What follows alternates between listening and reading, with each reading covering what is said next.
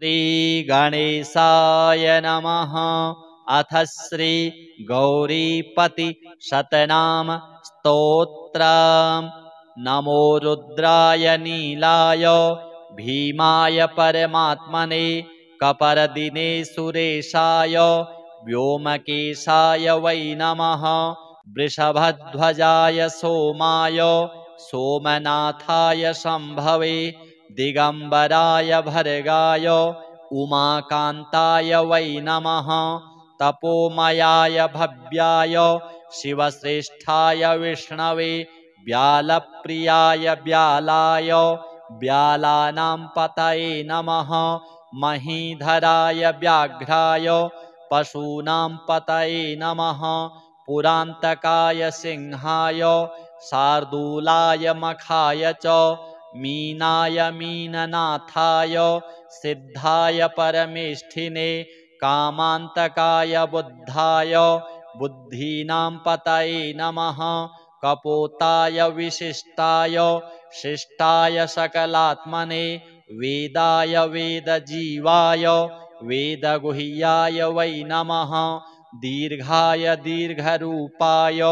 दीर्घार्थाय विनाशिने नमो जगत्प्रतिष्ठाय व्योमरूपाय वै नमः। गजासुरामहाकाला यान्धकासुरभेदिने नीललोहितशुक्लाय चण्डमुण्डप्रियाय च भक्तिप्रियाय देवाय ज्ञात्रे ज्ञानाव्ययाय च महेशाय नमस्तुभ्यं महादेवहराय च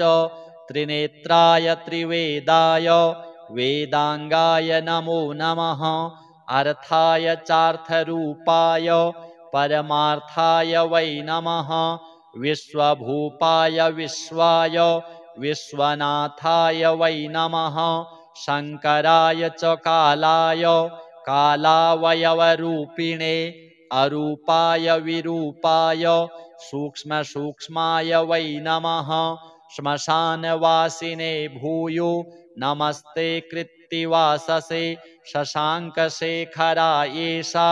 योग्रभूमिशयाय च दुर्गाय दुर्गपाराय दुर्गावयवसाक्षिणे लिङ्गरूपाय लिङ्गाय लिङ्गानां पतये नमः। नमः प्रलयरूपाय प्रणवार्थाय वै नमः। मृत्युञ्जयायात्मभवस्वरूपिणे गौरीपते सकलमङ्गलहेतवे नमः। श्री सांब सदाशिवार्पणमस्तु। नमो रुद्राय नीलाय भीमाय परमात्मने कपरदिने सुरेशाय व्योमकेशाय वै नमः। वृषभध्वजाय सोमाय सोमनाथाय शम्भवे दिगंबराय भर्गाय उमाकान्ताय वै नमः। तपोमयाय भव्याय शिवश्रेष्ठाय विष्णवे व्यालप्रियाय व्यालाय व्यालानां पतये नमः। महीधराय व्याघ्राय पशूनां पतये नमः। पुरान्तकाय सिंहाय शार्दूलाय मखाय च मीनाय मीननाथाय सिद्धाय परमेष्ठिने कामान्तकाय बुद्धाय बुद्धीनां पतये नमः। कपोताय विशिष्टाय शिष्टाय सकलात्मने वेदाय वेदजीवाय वेदगुह्याय वै नमः। दीर्घाय दीर्घरूपाय दीर्घार्थाय विनाशिने नमो जगत्प्रतिष्ठाय व्योमरूपाय वै नमः। गजासुरामहाकाला यान्धकासुरभेदिने नीललोहितशुक्लाय चण्डमुण्डप्रियाय च भक्तिप्रियाय देवाय ज्ञात्रे ज्ञानाव्ययाय च महेशाय नमस्तुभ्यं महादेवहराय च त्रिनेत्राय त्रिवेदाय वेदांगाय नमो नमः। अर्थाय चार्थरूपाय परमार्थाय वै नमः। विश्वभूपाय विश्वाय विश्वनाथाय वै नमः शङ्कराय च कालाय कालावयवरूपिणे अरूपाय विरूपाय सूक्ष्मसूक्ष्माय वै नमः श्मशानवासिने भूयो नमस्ते कृत्तिवाससे शशाङ्कशेखरायेषा योग्रभूमिशयाय च दुर्गाय दुर्गपाराय दुर्गावयवसाक्षिणे लिङ्गरूपाय लिङ्गाय लिङ्गानां पतये नमः नमः प्रलयरूपाय प्रणवार्थाय वै नमः मृत्युञ्जयायात्मभवस्वरूपिणे गौरीपते सकलमङ्गलहेतवे नमः। श्री सांब सदाशिवार्पणमस्तु। नमो रुद्राय नीलाय भीमाय परमात्मने कपरदिने सुरेशाय व्योमकेशाय वै नमः वृषभध्वजाय सोमाय सोमनाथाय शम्भवे दिगम्बराय भर्गाय उमाकान्ताय वै नमः तपोमयाय भव्याय शिवश्रेष्ठाय विष्णवे व्यालप्रियाय व्यालाय व्यालानां पतये नमः महीधराय व्याघ्राय पशूनां पतये नमः पुरान्तकाय सिंहाय शार्दूलाय मखाय च मीनाय मीननाथाय सिद्धाय परमेष्ठिने कामान्तकाय बुद्धाय बुद्धीनां पतये नमः कपोताय विशिष्टाय शिष्टाय सकलात्मने वेदाय वेदजीवाय वेदगुह्याय वै नमः दीर्घाय दीर्घरूपाय दीर्घार्थाय विनाशिने नमो जगत्प्रतिष्ठाय व्योमरूपाय वै नमः गजासुरामहाकाला यान्धकासुरभेदिने नीललोहितशुक्लाय चण्डमुण्डप्रियाय च भक्तिप्रियाय देवाय ज्ञात्रे ज्ञानाव्ययाय च महेशाय नमस्तुभ्यं महादेवहराय च त्रिनेत्राय त्रिवेदाय वेदांगाय नमो नमः अर्थाय चार्थरूपाय परमार्थाय वै नमः विश्वभूपाय विश्वाय विश्वनाथाय वै नमः शङ्कराय च कालाय कालावयवरूपिणे अरूपाय विरूपाय सूक्ष्मसूक्ष्माय वै नमः श्मशानवासिने भूयो नमस्ते कृत्तिवाससे शशाङ्कशेखरायेषा योग्रभूमिशयाय च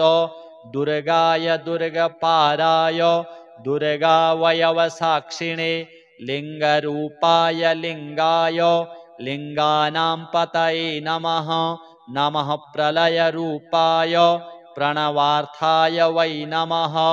मृत्युञ्जयायात्मभवस्वरूपिणे गौरीपते सकलमङ्गलहेतवे नमः। श्री सांब सदाशिवार्पणमस्तु। नमो रुद्राय नीलाय भीमाय परमात्मने कपरदिने सुरेशाय व्योमकेशाय वै नमः वृषभध्वजाय सोमाय सोमनाथाय शम्भवे दिगम्बराय भर्गाय उमाकान्ताय वै नमः तपोमयाय भव्याय शिवश्रेष्ठाय विष्णवे व्यालप्रियाय व्यालाय व्यालानां पतये नमः महीधराय व्याघ्राय पशूनां पतये नमः पुरान्तकाय सिंहाय शार्दूलाय मखाय च मीनाय मीननाथाय सिद्धाय परमेष्ठिने कामान्तकाय बुद्धाय बुद्धीनां पतये नमः कपोताय विशिष्टाय शिष्टाय सकलात्मने वेदाय वेदजीवाय वेदगुह्याय वै नमः दीर्घाय दीर्घरूपाय दीर्घार्थाय विनाशिने नमो जगत्प्रतिष्ठाय व्योमरूपाय वै नमः गजासुरामहाकाला यान्धकासुरभेदिने नीललोहितशुक्लाय चण्डमुण्डप्रियाय च भक्तिप्रियाय देवाय ज्ञात्रे ज्ञानाव्ययाय च महेशाय नमस्तुभ्यं महादेवहराय च त्रिनेत्राय त्रिवेदाय वेदांगाय नमो नमः अर्थाय चार्थरूपाय परमार्थाय वै नमः विश्वभूपाय विश्वाय विश्वनाथाय वै नमः शंकराय च कालाय कालावयवरूपिणे अरूपाय विरूपाय सूक्ष्मसूक्ष्माय वै नमः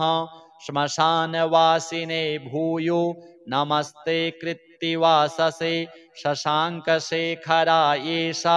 योग्रभूमिशयाय च दुर्गाय दुर्गपाराय दुर्गावयवसाक्षिणे लिङ्गरूपाय लिङ्गाय लिङ्गानां पतये नमः नमः प्रलयरूपाय प्रणवार्थाय वै नमः मृत्युञ्जयायात्मभवस्वरूपिणे गौरीपते सकलमङ्गलहेतवे नमः श्री सांब सदाशिवार्पणमस्तु नमो रुद्राय नीलाय भीमाय परमात्मने कपरदिने सुरेशाय व्योमकेशाय वै नमः वृषभध्वजाय सोमाय सोमनाथाय शम्भवे दिगंबराय भर्गाय उमाकान्ताय वै नमः तपोमयाय भव्याय शिवश्रेष्ठाय विष्णवे व्यालप्रियाय व्यालाय व्यालानां पतये नमः महीधराय व्याघ्राय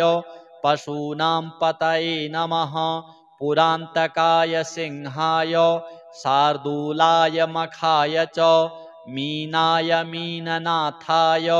सिद्धाय परमेष्ठिने कामान्तकाय बुद्धाय बुद्धीनां पतये नमः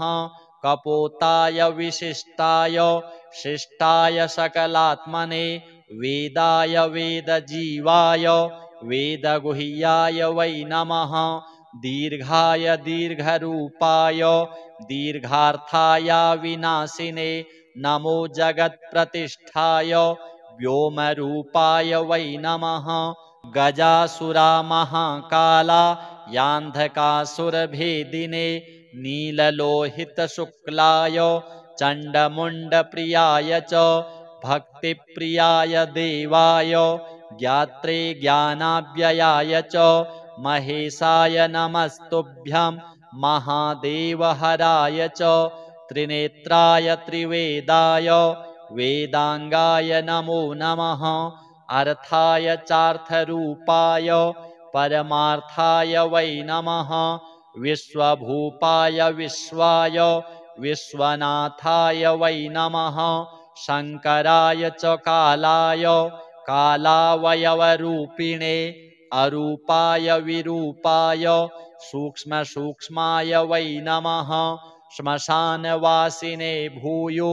नमस्ते कृत्तिवाससे शशाङ्कशेखरायेषा योग्रभूमिशयाय च दुर्गाय दुर्गपाराय दुर्गावयवसाक्षिणे लिङ्गरूपाय लिङ्गाय लिङ्गानां पतये नमः नमः प्रलयरूपाय प्रणवार्थाय वै नमः मृत्युञ्जयायात्मभवस्वरूपिणे गौरीपते सकलमङ्गलहेतवे नमः श्री सांब सदाशिवार्पणमस्तु नमो रुद्राय नीलाय भीमाय परमात्मने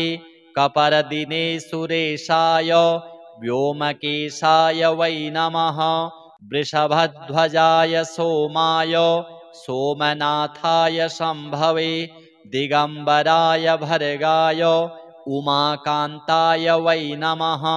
तपोमयाय भव्याय शिवश्रेष्ठाय विष्णवे व्यालप्रियाय व्यालाय व्यालानां पतये नमः महीधराय व्याघ्राय पशूनां पतये नमः पुरान्तकाय सिंहाय शार्दूलाय मखाय च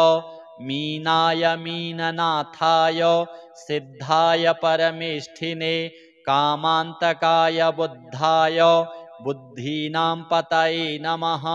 कपोताय विशिष्टाय शिष्टाय सकलात्मने वेदाय वेदजीवाय वेदगुह्याय वै नमः दीर्घाय दीर्घरूपाय दीर्घार्थाय विनाशिने नमो जगत्प्रतिष्ठाय व्योमरूपाय वै नमः गजासुरा महाकाला यान्धकासुरभेदिने नीललोहितशुक्लाय चण्डमुण्डप्रियाय च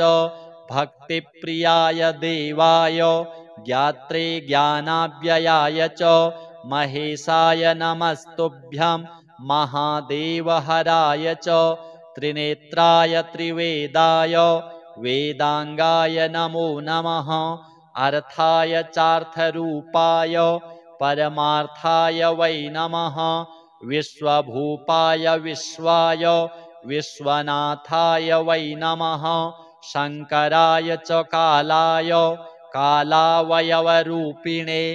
अरूपाय विरूपाय सूक्ष्मसूक्ष्माय वै नमः श्मशानवासिने भूयो नमस्ते कृत्तिवाससे शशाङ्कशेखरायेषा योग्रभूमिशयाय च दुर्गाय दुर्गपाराय दुर्गावयवसाक्षिणे लिङ्गरूपाय लिङ्गाय लिङ्गानां पतये नमः नमः प्रलयरूपाय प्रणवार्थाय वै नमः मृत्युञ्जयायात्मभवस्वरूपिणे गौरीपते सकलमङ्गलहेतवे नमः श्री सांब सदाशिवार्पणमस्तु नमो रुद्राय नीलाय भीमाय परमात्मने कपरदिने सुरेशाय व्योमकेशाय वै नमः वृषभध्वजाय सोमाय सोमनाथाय शम्भवे दिगम्बराय भर्गाय उमाकान्ताय वै नमः तपोमयाय भव्याय शिवश्रेष्ठाय विष्णवे व्यालप्रियाय व्यालाय व्यालानां पतये नमः महीधराय व्याघ्राय पशूनां पतये नमः पुरान्तकाय सिंहाय शार्दूलाय मखाय च मीनाय मीननाथाय सिद्धाय परमेष्ठिने कामान्तकाय बुद्धाय बुद्धीनां पतये नमः कपोताय विशिष्टाय शिष्टाय सकलात्मने वेदाय वेदजीवाय वेदगुह्याय वै नमः दीर्घाय दीर्घरूपाय दीर्घार्थाय विनाशिने नमो जगत्प्रतिष्ठाय व्योमरूपाय वै नमः गजासुरा महाकाला यान्धकासुरभेदिने नीललोहितशुक्लाय चण्डमुण्डप्रियाय च भक्तिप्रियाय देवाय ज्ञात्रे ज्ञानाव्ययाय च महेशाय नमस्तुभ्यं महादेवहराय च त्रिनेत्राय त्रिवेदाय वेदांगाय नमो नमः अर्थाय चार्थरूपाय परमार्थाय वै नमः विश्वभूपाय विश्वाय विश्वनाथाय वै नमः शंकराय च कालाय कालावयवरूपिणे अरूपाय विरूपाय सूक्ष्मसूक्ष्माय वै नमः श्मशानवासिने भूयो नमस्ते कृत्तिवाससे शशाङ्कशेखरायेषा योग्रभूमिशयाय च दुर्गाय दुर्गपाराय दुर्गावयवसाक्षिणे लिङ्गरूपाय लिङ्गाय लिङ्गानां पतये नमः नमः प्रलयरूपाय प्रणवार्थाय वै नमः मृत्युञ्जयायात्मभवस्वरूपिणे गौरीपते सकलमङ्गलहेतवे नमः। श्री सांब सदाशिवार्पणमस्तु। नमो रुद्राय नीलाय भीमाय परमात्मने कपरदिने सुरेशाय व्योमकेशाय वै नमः वृषभध्वजाय सोमाय सोमनाथाय शम्भवे दिगम्बराय भर्गाय उमाकान्ताय वै नमः तपोमयाय भव्याय शिवश्रेष्ठाय विष्णवे व्यालप्रियाय व्यालाय व्यालानां पतये नमः महीधराय व्याघ्राय पशूनां पतये नमः पुरान्तकाय सिंहाय शार्दूलाय मखाय च मीनाय मीननाथाय सिद्धाय परमेष्ठिने कामान्तकाय बुद्धाय बुद्धीनां पतये नमः कपोताय विशिष्टाय शिष्टाय सकलात्मने वेदाय वेदजीवाय वेदगुह्याय वै नमः दीर्घाय दीर्घरूपाय दीर्घार्थाय विनाशिने नमो जगत्प्रतिष्ठाय व्योमरूपाय वै नमः गजासुरामहाकाला यान्धकासुरभेदिने नीललोहितशुक्लाय चण्डमुण्डप्रियाय च भक्तिप्रियाय देवाय ज्ञात्रे ज्ञानाव्ययाय च महेशाय नमस्तुभ्यं महादेवहराय च त्रिनेत्राय त्रिवेदाय वेदांगाय नमो नमः अर्थाय चार्थरूपाय परमार्थाय वै नमः विश्वभूपाय विश्वाय विश्वनाथाय वै नमः शङ्कराय च कालाय कालावयवरूपिणे अरूपाय विरूपाय सूक्ष्मसूक्ष्माय वै नमः श्मशानवासिने भूयो नमस्ते कृत्तिवाससे शशाङ्कशेखरायेषा योग्रभूमिशयाय च दुर्गाय दुर्गपाराय दुर्गावयवसाक्षिणे लिङ्गरूपाय लिङ्गाय लिङ्गानां पतये नमः नमः प्रलयरूपाय प्रणवार्थाय वै नमः मृत्युञ्जयायात्मभवस्वरूपिणे गौरीपते सकलमङ्गलहेतवे नमः। श्री सांब सदाशिवार्पणमस्तु। नमो रुद्राय नीलाय भीमाय परमात्मने कपरदिने सुरेशाय व्योमकेशाय वै नमः वृषभध्वजाय सोमाय सोमनाथाय शम्भवे दिगम्बराय भर्गाय उमाकान्ताय वै नमः तपोमयाय भव्याय शिवश्रेष्ठाय विष्णवे व्यालप्रियाय व्यालाय व्यालानां पतये नमः महीधराय व्याघ्राय पशूनां पतये नमः पुरान्तकाय सिंहाय शार्दूलाय मखाय च मीनाय मीननाथाय सिद्धाय परमेष्ठिने कामान्तकाय बुद्धाय बुद्धीनां पतये नमः कपोताय विशिष्टाय शिष्टाय सकलात्मने वेदाय वेदजीवाय वेदगुह्याय वै नमः दीर्घाय दीर्घरूपाय दीर्घार्थाय विनाशिने नमो जगत्प्रतिष्ठाय व्योमरूपाय वै नमः गजासुरामहाकाला यान्धकासुरभेदिने नीललोहितशुक्लाय चण्डमुण्डप्रियाय च भक्तिप्रियाय देवाय ज्ञात्रे ज्ञानाव्ययाय च महेशाय नमस्तुभ्यं महादेवहराय च त्रिनेत्राय त्रिवेदाय वेदांगाय नमो नमः अर्थाय चार्थरूपाय परमार्थाय वै नमः विश्वभूपाय विश्वाय विश्वनाथाय वै नमः शंकराय च कालाय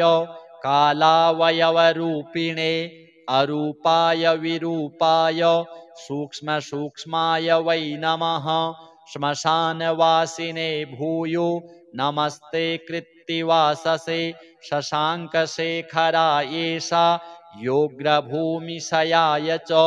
दुर्गाय दुर्गपाराय दुर्गावयवसाक्षिणे लिङ्गरूपाय लिङ्गाय लिङ्गानां पतये नमः नमः प्रलयरूपाय प्रणवार्थाय वै नमः मृत्युञ्जयायात्मभवस्वरूपिणे गौरीपते सकलमङ्गलहेतवे नमः श्री सांब सदाशिवार्पणमस्तु नमो रुद्राय नीलाय भीमाय परमात्मने कपरदिने सुरेशाय व्योमकेशाय वै नमः वृषभध्वजाय सोमाय सोमनाथाय शम्भवे दिगंबराय भर्गाय उमाकान्ताय वै नमः तपोमयाय भव्याय शिवश्रेष्ठाय विष्णवे व्यालप्रियाय व्यालाय व्यालानां पतये नमः महीधराय व्याघ्राय पशूनां पतये नमः पुरान्तकाय सिंहाय शार्दूलाय मखाय च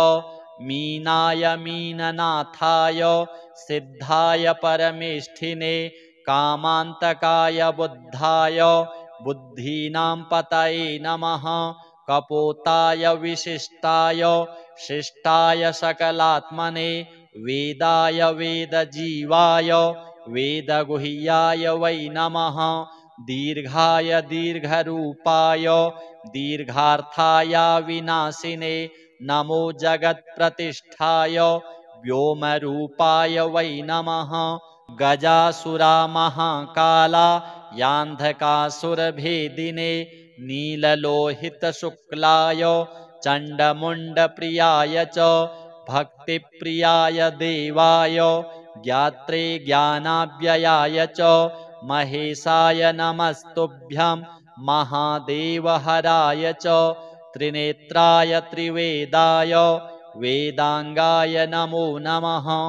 अर्थाय चार्थरूपाय परमार्थाय वै नमः विश्वभूपाय विश्वाय विश्वनाथाय वै नमः शंकराय च कालाय कालावयवरूपिणे अरूपाय विरूपाय सूक्ष्मसूक्ष्माय वै नमः श्मशानवासिने भूयो नमस्ते कृत्तिवाससे शशाङ्कशेखरायेषा योग्रभूमिशयाय च दुर्गाय दुर्गपाराय दुर्गावयवसाक्षिणे लिङ्गरूपाय लिङ्गाय लिङ्गानां पतये नमः नमः प्रलयरूपाय प्रणवार्थाय वै नमः मृत्युञ्जयायात्मभवस्वरूपिणे गौरीपते सकलमङ्गलहेतवे नमः श्री सांब सदाशिवार्पणमस्तु नमो रुद्राय नीलाय भीमाय परमात्मने कपरदिने सुरेशाय व्योमकेशाय वै नमः वृषभध्वजाय सोमाय सोमनाथाय शम्भवे दिगंबराय भर्गाय उमाकान्ताय वै नमः तपोमयाय भव्याय शिवश्रेष्ठाय विष्णवे व्यालप्रियाय व्यालाय व्यालानां पतये नमः महीधराय व्याघ्राय पशूनां पतये नमः पुरान्तकाय सिंहाय शार्दूलाय मखाय च मीनाय मीननाथाय सिद्धाय परमेष्ठिने कामान्तकाय बुद्धाय बुद्धीनां पतये नमः कपोताय विशिष्टाय शिष्टाय सकलात्मने वेदाय वेदजीवाय वेदगुह्याय वै नमः दीर्घाय दीर्घरूपाय दीर्घार्थाय विनाशिने नमो जगत्प्रतिष्ठाय व्योमरूपाय वै नमः गजासुरामहाकाला यान्धकासुरभेदिने नीललोहितशुक्लाय चण्डमुण्डप्रियाय च भक्तिप्रियाय देवाय ज्ञात्रे ज्ञानाव्ययाय च महेशाय नमस्तुभ्यं महादेवहराय च त्रिनेत्राय त्रिवेदाय वेदांगाय नमो नमः अर्थाय चार्थरूपाय परमार्थाय वै नमः विश्वभूपाय विश्वाय विश्वनाथाय वै नमः शंकराय च कालाय कालावयवरूपिणे अरूपाय विरूपाय सूक्ष्मसूक्ष्माय वै नमः श्मशानवासिने भूयो नमस्ते कृत्तिवाससे शशाङ्कशेखरायेषा योग्रभूमिशयाय च दुर्गाय दुर्गपाराय दुर्गावयवसाक्षिणे लिङ्गरूपाय लिङ्गाय लिङ्गानां पतये नमः नमः प्रलयरूपाय प्रणवार्थाय वै नमः मृत्युञ्जयायात्मभवस्वरूपिणे गौरीपते सकलमङ्गलहेतवे नमः श्री सांब सदाशिवार्पणमस्तु नमो रुद्राय नीलाय भीमाय परमात्मने कपरदिने सुरेशाय व्योमकेशाय वै नमः वृषभध्वजाय सोमाय सोमनाथाय शम्भवे दिगंबराय भर्गाय उमाकान्ताय वै नमः तपोमयाय भव्याय शिवश्रेष्ठाय विष्णवे व्यालप्रियाय व्यालाय व्यालानां पतये नमः महीधराय व्याघ्राय पशूनां पतये नमः पुरान्तकाय सिंहाय शार्दूलाय मखाय च मीनाय मीननाथाय सिद्धाय परमेष्ठिने कामान्तकाय बुद्धाय बुद्धीनां पतये नमः कपोताय विशिष्टाय शिष्टाय सकलात्मने वेदाय वेदजीवाय वेदगुह्याय वै नमः दीर्घाय दीर्घरूपाय दीर्घार्थाय विनाशिने नमो जगत्प्रतिष्ठाय व्योमरूपाय वै नमः गजासुरामहाकाला यान्धकासुरभेदिने नीललोहितशुक्लाय चण्डमुण्डप्रियाय च भक्तिप्रियाय देवाय ज्ञात्रे ज्ञानाव्ययाय च महेशाय नमस्तुभ्यं महादेवहराय च त्रिनेत्राय त्रिवेदाय वेदांगाय नमो नमः अर्थाय चार्थरूपाय परमार्थाय वै नमः विश्वभूपाय विश्वाय विश्वनाथाय वै नमः शंकराय च कालाय कालावयवरूपिणे अरूपाय विरूपाय सूक्ष्मसूक्ष्माय वै नमः श्मशानवासिने भूयो नमस्ते कृत्तिवाससे शशाङ्कशेखरायेषा योग्रभूमिशयाय च दुर्गाय दुर्गपाराय दुर्गावयवसाक्षिणे लिङ्गरूपाय लिङ्गाय लिङ्गानां पतये नमः नमः प्रलयरूपाय प्रणवार्थाय वै नमः मृत्युञ्जयायात्मभवस्वरूपिणे गौरीपते सकलमङ्गलहेतवे नमः श्री सांब सदाशिवार्पणमस्तु नमो रुद्राय नीलाय भीमाय परमात्मने कपरदिने सुरेशाय व्योमकेशाय वै नमः। वृषभध्वजाय सोमाय सोमनाथाय शम्भवे दिगम्बराय भर्गाय उमाकान्ताय वै नमः। तपोमयाय भव्याय शिवश्रेष्ठाय विष्णवे व्यालप्रियाय व्यालाय व्यालानां पतये नमः। महीधराय व्याघ्राय पशूनां पतये नमः। पुरान्तकाय सिंहाय शार्दूलाय मखाय च मीनाय मीननाथाय सिद्धाय परमेष्ठिने कामान्तकाय बुद्धाय बुद्धीनां पतये नमः। कपोताय विशिष्टाय शिष्टाय सकलात्मने वेदाय वेदजीवाय वेदगुह्याय वै नमः।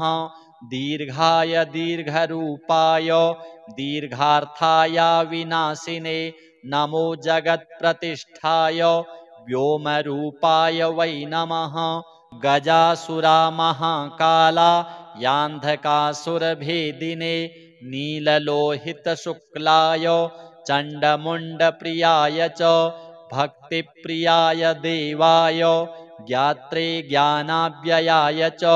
महेशाय नमस्तुभ्यं महादेवहराय च त्रिनेत्राय त्रिवेदाय वेदांगाय नमो नमः। अर्थाय चार्थरूपाय परमार्थाय वै नमः। विश्वभूपाय विश्वाय विश्वनाथाय वै नमः। शंकराय च कालाय कालावयवरूपिणे अरूपाय विरूपाय सूक्ष्मसूक्ष्माय वै नमः। श्मशानवासिने भूयो नमस्ते कृत्तिवाससे शशाङ्कशेखरायेषा योग्रभूमिशयाय च दुर्गाय दुर्गपाराय दुर्गावयवसाक्षिणे लिङ्गरूपाय लिङ्गाय लिङ्गानां पतये नमः। नमः प्रलयरूपाय प्रणवार्थाय वै नमः। मृत्युञ्जयायात्मभवस्वरूपिणे गौरीपते सकलमङ्गलहेतवे नमः। श्री सांब सदाशिवार्पणमस्तु। नमो रुद्राय नीलाय भीमाय परमात्मने कपरदिने सुरेशाय व्योमकेशाय वै नमः। वृषभध्वजाय सोमाय सोमनाथाय शम्भवे दिगम्बराय भर्गाय उमाकान्ताय वै नमः। तपोमयाय भव्याय शिवश्रेष्ठाय विष्णवे व्यालप्रियाय व्यालाय व्यालानां पतये नमः। महीधराय व्याघ्राय पशूनां पतये नमः। पुरान्तकाय सिंहाय शार्दूलाय मखाय च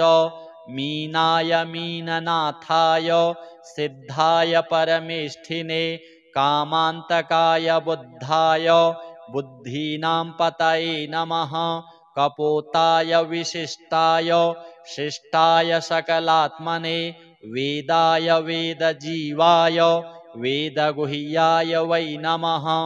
दीर्घाय दीर्घरूपाय दीर्घार्थाय विनाशिने नमो जगत्प्रतिष्ठाय व्योमरूपाय वै नमः। गजासुरामहाकाला यान्धकासुरभेदिने नीललोहितशुक्लाय चण्डमुण्डप्रियाय च भक्तिप्रियाय देवाय ज्ञात्रे ज्ञानाव्ययाय च महेशाय नमस्तुभ्यं महादेवहराय च त्रिनेत्राय त्रिवेदाय वेदांगाय नमो नमः। अर्थाय चार्थरूपाय परमार्थाय वै नमः। विश्वभूपाय विश्वाय विश्वनाथाय वै नमः। शंकराय च कालाय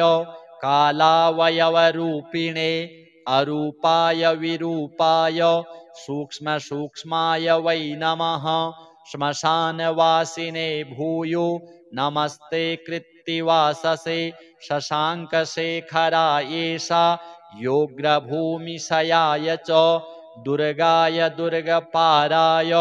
दुर्गावयवसाक्षिणे लिङ्गरूपाय लिङ्गाय लिङ्गानां पतये नमः नमः प्रलयरूपाय प्रणवार्थाय वै नमः मृत्युञ्जयायात्मभवस्वरूपिणे गौरीपते सकलमङ्गलहेतवे नमः श्री सांब सदाशिवार्पणमस्तु। नमो रुद्राय नीलाय भीमाय परमात्मने कपरदिने सुरेशाय व्योमकेशाय वै नमः वृषभध्वजाय सोमाय सोमनाथाय शम्भवे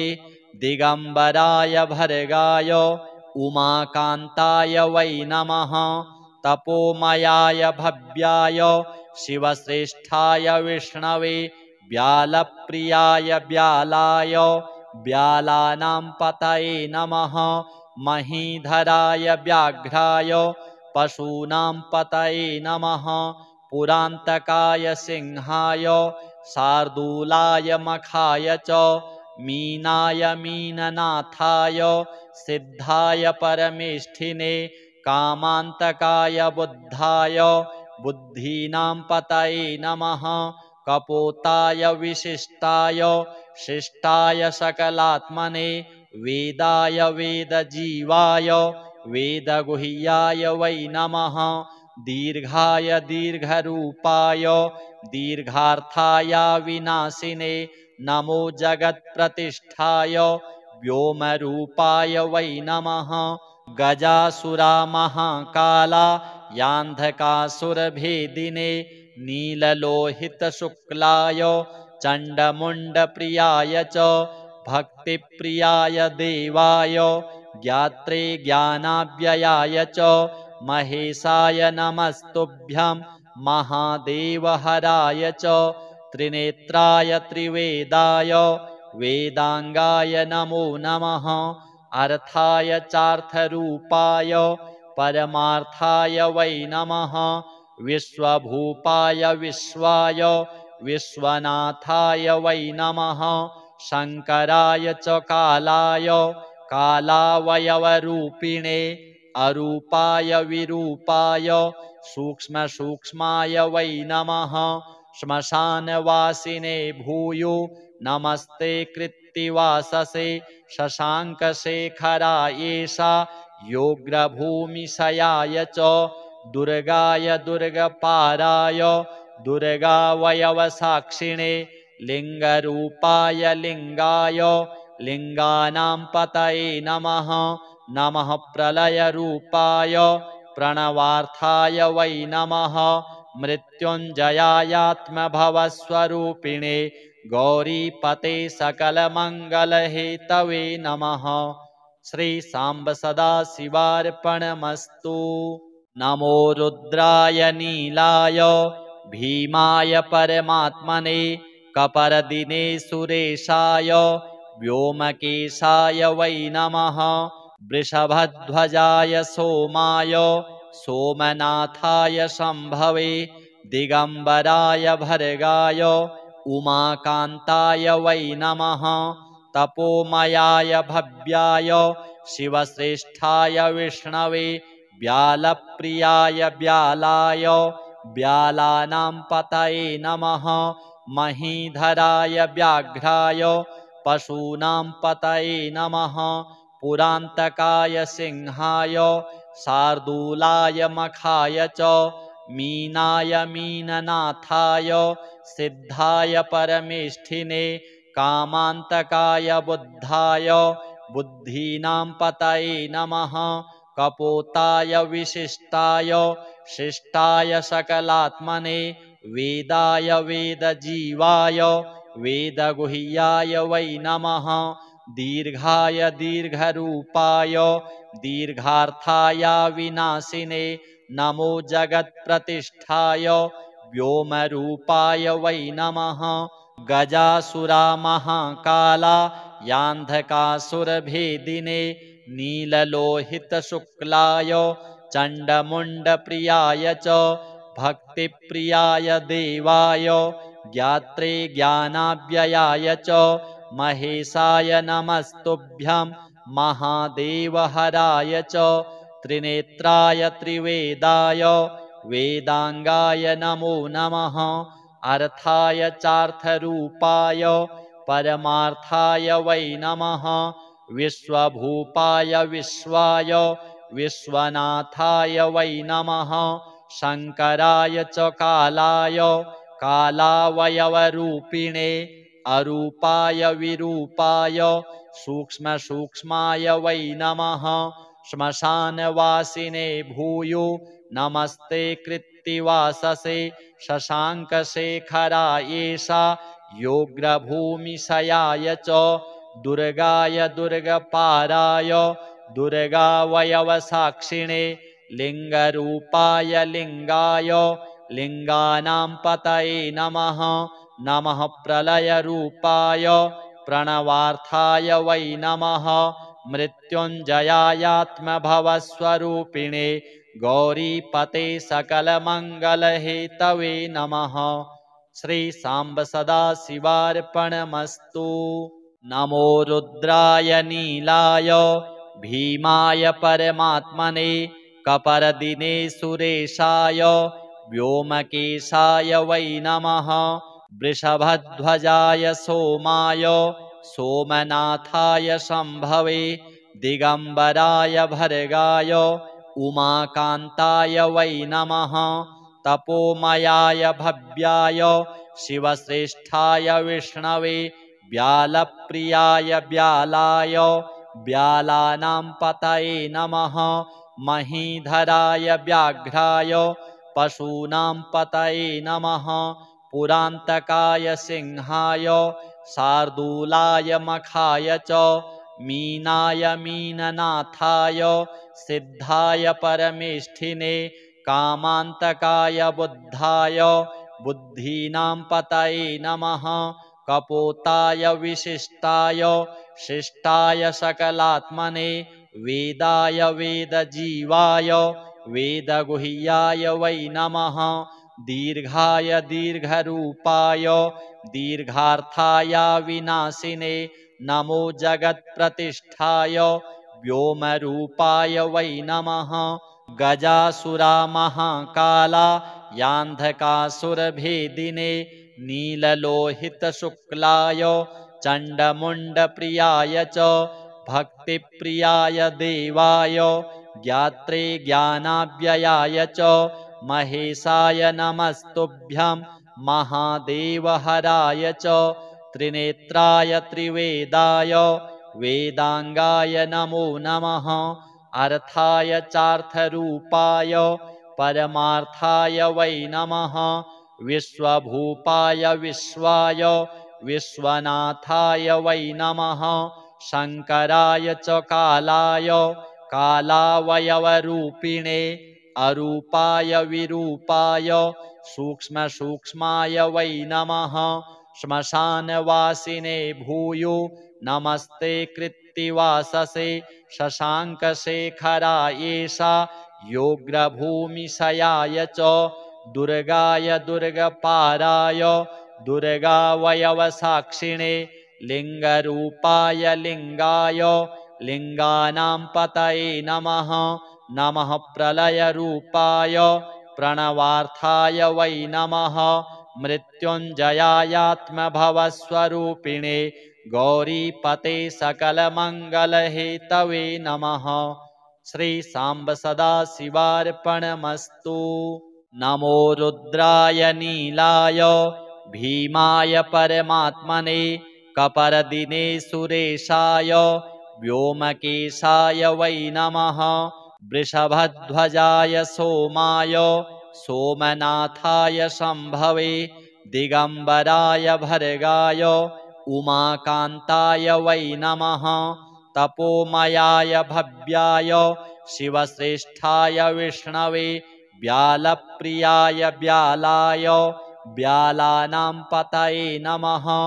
महीधराय व्याघ्राय पशूनां पतये नमः पुरान्तकाय सिंहाय शार्दूलाय मखाय च मीनाय मीननाथाय सिद्धाय परमेष्ठिने कामान्तकाय बुद्धाय बुद्धीनां पतये नमः कपोताय विशिष्टाय शिष्टाय सकलात्मने वेदाय वेदजीवाय वेदगुह्याय वै नमः दीर्घाय दीर्घरूपाय दीर्घार्थाय विनाशिने नमो जगत्प्रतिष्ठाय व्योमरूपाय वै नमः गजासुरामहाकाला यान्धकासुरभेदिने नीललोहितशुक्लाय चण्डमुण्डप्रियाय च भक्तिप्रियाय देवाय ज्ञात्रे ज्ञानाव्ययाय च महेशाय नमस्तुभ्यं महादेवहराय च त्रिनेत्राय त्रिवेदाय वेदांगाय नमो नमः अर्थाय चार्थरूपाय परमार्थाय वै नमः विश्वभूपाय विश्वाय विश्वनाथाय वै नमः शंकराय च कालाय कालावयवरूपिणे अरूपाय विरूपाय सूक्ष्मसूक्ष्माय वै नमः श्मशानवासिने भूयो नमस्ते कृत्तिवाससे शशाङ्कशेखरायेषा योग्रभूमिशयाय च दुर्गाय दुर्गपाराय दुर्गावयवसाक्षिणे लिङ्गरूपाय लिङ्गाय लिङ्गानां पतये नमः नमः प्रलयरूपाय प्रणवार्थाय वै नमः मृत्युञ्जयायात्मभवस्वरूपिणे गौरीपते सकलमङ्गलहेतवे नमः श्री सांब सदाशिवार्पणमस्तु नमो रुद्राय नीलाय भीमाय परमात्मने कपरदिने सुरेशाय व्योमकेशाय वै नमः वृषभध्वजाय सोमाय सोमनाथाय शम्भवे दिगंबराय भर्गाय उमाकान्ताय वै नमः तपोमयाय भव्याय शिवश्रेष्ठाय विष्णवे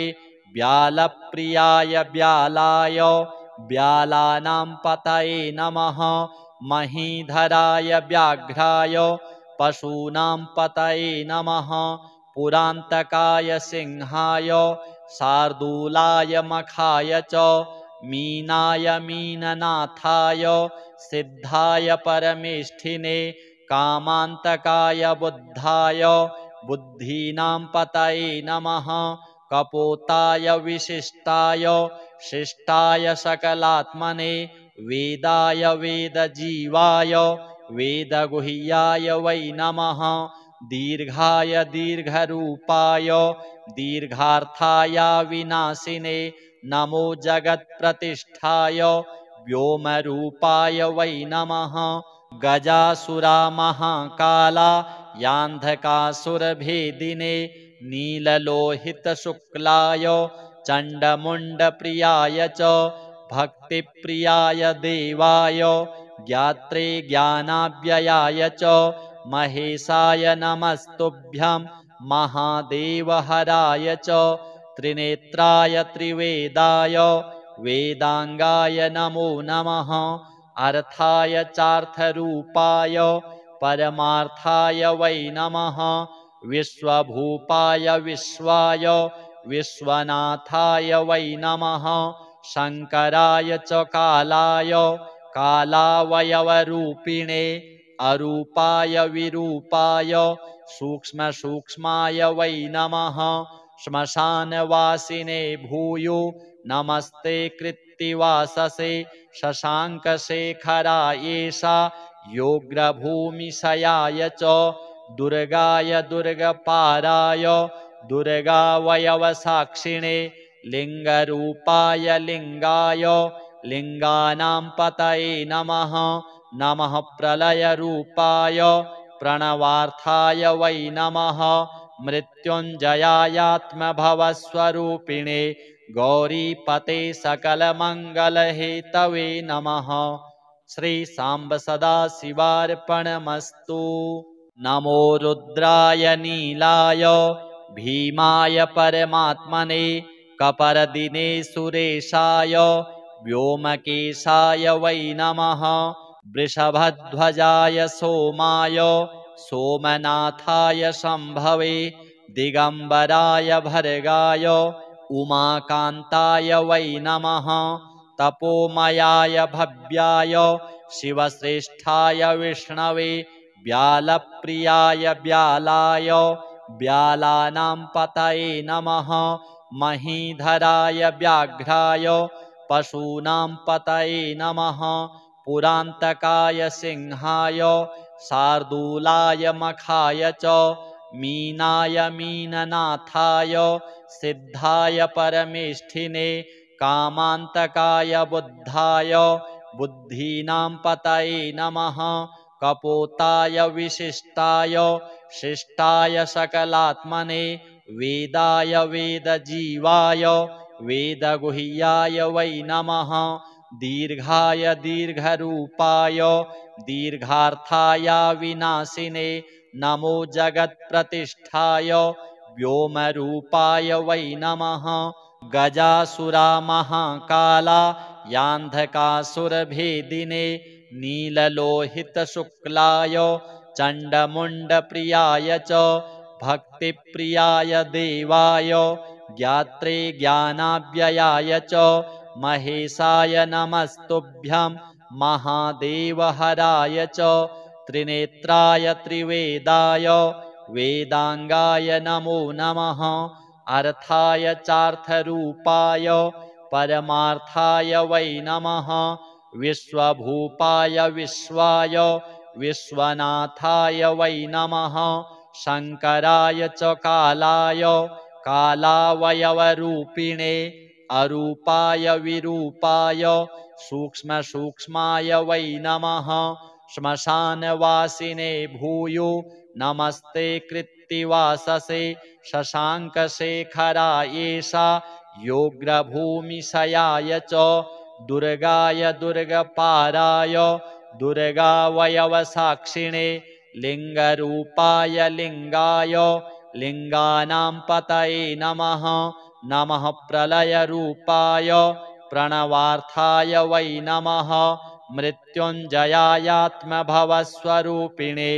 गौरीपते सकलमङ्गलहेतवे नमः श्री सांब सदाशिवार्पणमस्तु। नमो रुद्राय नीलाय भीमाय परमात्मने कपरदिने सुरेशाय व्योमकेशाय वै नमः वृषभध्वजाय सोमाय सोमनाथाय शम्भवे दिगम्बराय भर्गाय उमाकान्ताय वै नमः तपोमयाय भव्याय शिवश्रेष्ठाय विष्णवे व्यालप्रियाय व्यालाय व्यालानां पतये नमः महीधराय व्याघ्राय पशूनां पतये नमः पुरान्तकाय सिंहाय शार्दूलाय मखाय च मीनाय मीननाथाय सिद्धाय परमेष्ठिने कामान्तकाय बुद्धाय बुद्धीनां पतये नमः कपोताय विशिष्टाय शिष्टाय सकलात्मने वेदाय वेदजीवाय वेदगुह्याय वै नमः दीर्घाय दीर्घरूपाय दीर्घार्थाय विनाशिने नमो जगत्प्रतिष्ठाय व्योमरूपाय वै नमः गजासुरामहाकाला यान्धकासुरभेदिने नीललोहितशुक्लाय चण्डमुण्डप्रियाय च भक्तिप्रियाय देवाय ज्ञात्रे ज्ञानाव्ययाय च महेशाय नमस्तुभ्यं महादेवहराय च त्रिनेत्राय त्रिवेदाय वेदांगाय नमो नमः अर्थाय चार्थरूपाय परमार्थाय वै नमः विश्वभूपाय विश्वाय विश्वनाथाय वै नमः शंकराय च कालाय कालावयवरूपिणे अरूपाय विरूपाय सूक्ष्मसूक्ष्माय वै नमः श्मशानवासिने भूयो नमस्ते कृत्तिवाससे शशाङ्कशेखरायेषा योग्रभूमिशयाय च दुर्गाय दुर्गपाराय दुर्गावयवसाक्षिणे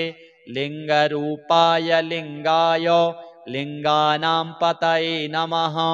नमः प्रलयरूपाय प्रणवार्थाय वै नमः मृत्युञ्जयायात्मभवस्वरूपिणे गौरीपते सकलमङ्गलहेतवे नमः। श्री सांब सदाशिवार्पणमस्तु।